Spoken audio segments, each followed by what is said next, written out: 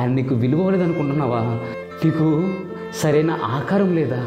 ఆకారం అంటే ఘనత, విలువ, లేదంటే గుర్తింపు, ఇవన్నీ లేవని నువ్వు బాధపడుతున్నావా? కాదు కాదు కాదు, దేవుళ్ళలోనే ఉండి ఇవన్నీ లేవనుకుంటున్నావేమో. కాదు కాదు, అదంతా నిన్ను దాచిపెట్టే క్రమమే. ఎందుకంటే ముందుగానే నీకు అన్ని సమకూర్చేస్తే దుష్టుడు పాడు చేసేస్తాడు. నీ పట్ల దేవునికి కలిగి ఉన్న ప్రేమ ఎంత అద్భుతం అంటే, భూమిను దేవుడు చేసిన మొత్తం సృష్టిలో అది చాలా బ్యూటిఫుల్. అంత ప్రేమ నీ మీద, నా మీద ఉన్న దేవునికి.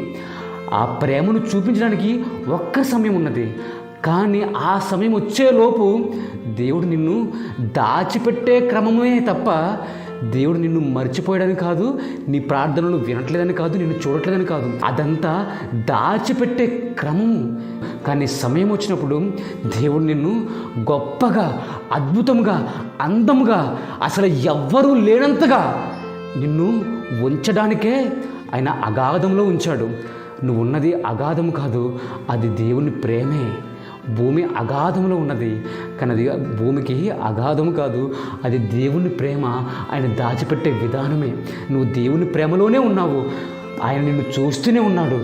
ఒక సమయం కొరకు ఖచ్చితంగా the beautiful planet in the universe అని భూమిని ఎలా పిలుచుకుంటున్నామో నిన్ను అలా పిలుచుకునే ఒకరోజు ఖచ్చితంగా ఉన్నది. ఒక జీవం లేని దాన్నే అంత ప్రేమిస్తే నువ్వు నేను ఆయన పోలిక ఎలా మర్చిపోతాడు అసలు?